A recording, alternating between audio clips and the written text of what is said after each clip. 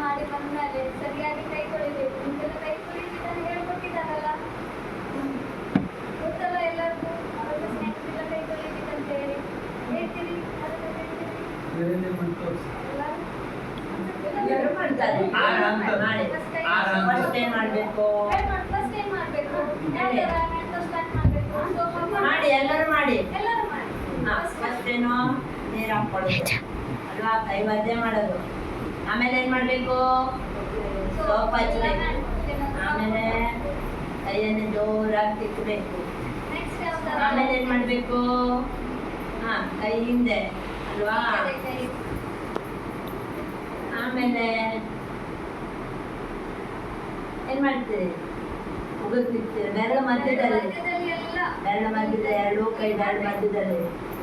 ಆಮೇಲೆ ಎಲ್ಲ ಬೆರಳುಗಳನ್ನು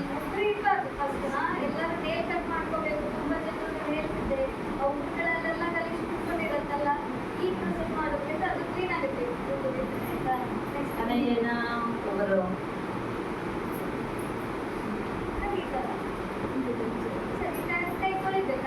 ಎಲ್ಲ ಕಡೆ ನೀವೇನು ಸೋಪ್ ಹಾಕಿದ್ರಿ ಕೈಯೆಲ್ಲ ಆಗಿರುತ್ತಲ್ಲ, ಕ್ಲೀನ್ ಆಗಿರುತ್ತಲ್ಲ, ಸರಿ ಕೈ ತೊಳ್ಕೊಂಡು ಒಳ್ಳೆ ಬಟ್ಟೆಯಿಂದ ಕೈ ತೊಳಿಬೇಕು.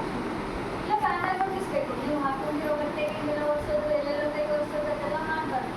ಮತ್ತೆ ನೀವು ಅಷ್ಟು ಹಂಗೆಲ್ಲ ಮಾಡಿಬಿಟ್ರೆ ಕೈ ತೊಳೆದಿದ್ದು ಬೇಸ್ಟ್. ಮತ್ತೆ ಅದ್ರಲ್ಲಿ ಕೀಟಾಣುಗಳು ಏನಾದರೂ ಕುತ್ಕೊಂಡಿರುತ್ತೆ ಕೈಯಲ್ಲಿ.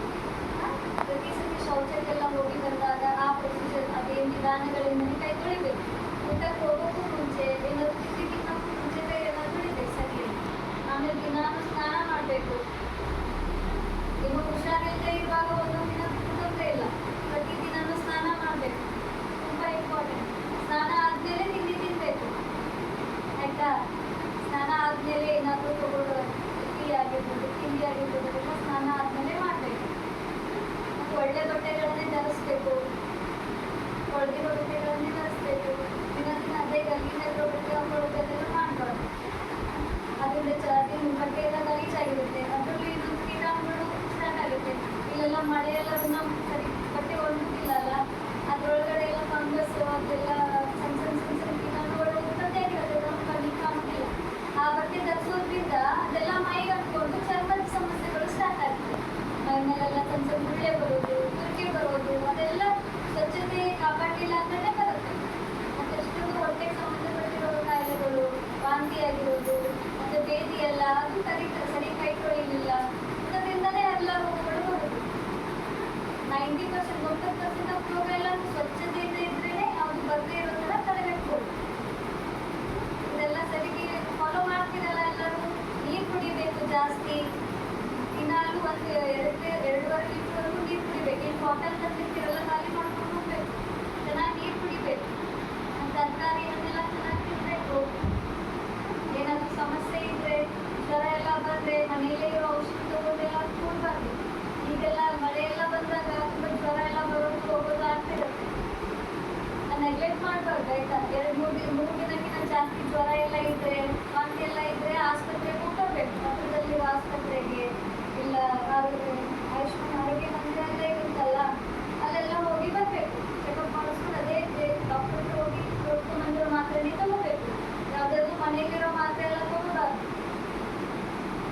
ಗೊತ್ತಾಯಿತು. ಮತ್ತು ಮನೆ ಸುತ್ತಮುತ್ತ ಇರೋ ಪಾಟಲ್ಲಿ ಆಗಿರ್ಬೋದು, ಏನಾದರೂ ತೆಂಗಿನ ಚಿಕ್ಕೆಲ್ಲ ಬಿದ್ದಿರುತ್ತೆ, ಅದರಲ್ಲೆಲ್ಲ ನೀರು ನಿಂತಿರುತ್ತಲ್ಲ ಮಳೆ ಬಂದಾಗೆಲ್ಲ, ಅದೆಲ್ಲ ನೀವು ಕ್ಲೀನ್ ಮಾಡ್ಬೋದಲ್ಲ. ಅಂಥದ್ದೆಲ್ಲ ನೀವು ಕ್ಲೀನ್ ಮಾಡ್ಬೋದು. ಅದರಲ್ಲಿ ನೀರೆಲ್ಲ ನಿಂತಿರೋದೆಲ್ಲ ಚೆಲ್ಲೋದು, ಸ್ವಚ್ಛ ಮಾಡೋದು ಮಾಡಬೇಕು. ಇಲ್ಲಾಂದ್ರೆ ಅದರಲ್ಲೆಲ್ಲ ಸೊಳ್ಳೆ ಉಟ್ಕೊಳ್ಳುತ್ತೆ. ಅದರಿಂದ ಮಲೇರಿಯಾ, ಡೆಂಗ್ಯೂ ಅಂಥದ್ದೆಲ್ಲ ರೋಗಗಳು ಸ್ಟಾರ್ಟ್ ಆಗುತ್ತೆ. ನಿಮ್ಮ ಮನೆ ಸುತ್ತಮುತ್ತ ಏನೇನು ಕೊಳಚೆ ಎಲ್ಲ ಇರುತ್ತೆ, ಅದು ನಿಮಗೆ ಯಾವ್ದು ಆಗುತ್ತಲ್ಲ ಅಷ್ಟು ಸಣ್ಣ ಪುಟ್ಟದೆಲ್ಲ ನೀವು ಸ್ವಚ್ಛ ಮಾಡ್ಕೊಂಡು ಇಟ್ಕೋಬೇಕು. ನಿಮ್ಮದು ನಿಮ್ಮನ್ನು ನೀವು ಸ್ವಚ್ಛ ಇಟ್ಕೋಬೇಕು. ನಿಮ್ಮ ಸುತ್ತಿರೋ ಪರಿಸರವನ್ನು ಸ್ವಚ್ಛವಾಗಿ ಇಟ್ಕೋಬೇಕು. ಅದರಿಂದ ಎಷ್ಟೋ ರೋಗಗಳನ್ನು ತಡೆಗಟ್ಟಬೇಕು. ಗೊತ್ತಾಯ್ತಾ? ಸಾರು ಹಾಕಿದ ತಕ್ಷಣ ಹೋಳು ಮತ್ತು ಬೇಳೆ ಎಷ್ಟೊಂದು ಜನರಿಗೆ ಒಬ್ಬರಿಗೇನು ಕಣ್ಣಿನ ಸಮಸ್ಯೆ ಇದೆಲ್ಲ. ಕಣ್ಣಿನ ಸಮಸ್ಯೆ ಆಗೋದು ಯಾಕೆ? ತರಕಾರಿಗಳಲ್ಲೆಲ್ಲ ವಿಟಮಿನ್ ಎ ಅಂಶ ಅಂತ ಇರುತ್ತೆ. ಎಲ್ಲ ತರಕಾರಿಗಳಲ್ಲೂ ವಿಟಮಿನ್ನು ಮತ್ತು ಏನು ಕ್ಯಾಲ್ಸಿಯಂ, ಪ್ರೋಟೀನ್ ಇಷ್ಟೆಲ್ಲ ಇರುತ್ತೆ. ಅದೆಲ್ಲ ತಿನ್ಬೇಕಂತಿದ್ರೆ ನಿಮಗೆ ಶಕ್ತಿ ಬರುತ್ತೆ. ಎಷ್ಟೊಂದು ಜನರಿಗೆ ರಕ್ತ ಕಡಿಮೆ ಇದೆಯಲ್ಲ, ಅದೆಲ್ಲ ಐರನ್ ಕಂಟೆಂಟು, ವಿಟಮಿನ್ B12 ಎಲ್ಲ ಇರುತ್ತೆ ತರಕಾರಿಗಳು.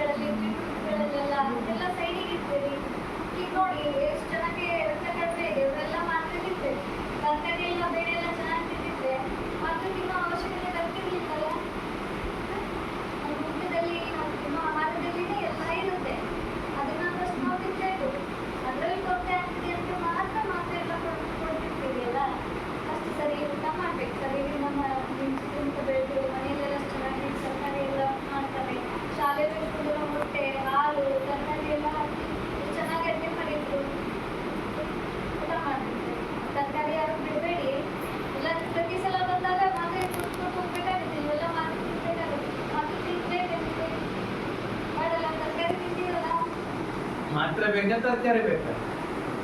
ಹ? ಮಾತ್ರೆ ಕೊಟ್ಟು ಕೊಟ್ಟು ಕೊನೆಗೆ ಆಗದೆ ಇದ್ರು ಕೊನೆ ಇಂಜೆಕ್ಷನ್ ಇಂಜೆಕ್ಷನ್ ಹೌದು. ನೀವು ಮಾತ್ರೆನ ಮಾತ್ರೆನೇ ಇಲ್ಲ, ಮಾತ್ರೆ ನೀವು ಇಲ್ಲ. ಮಾತ್ರೆನ ತರಕಾರಿನ ತಂದ್ರೆ ಮಾತಾಡ್ತಾರೆ ಹೌದು. ಹೌದು. ಮಾತ್ರೆ ಬಿಡ್ತಿರ್ಲಿಲ್ಲ, ಒಂದ್ಸತಿ ಅಷ್ಟೇ ಮಾತ್ರೆ. ಇದಾದ್ಮೇಲೆ ನಾವು ಚೆಕಪ್ ಮಾಡ್ತೀವಲ್ಲ, ಅವಾಗ ಮಕ್ಕಳ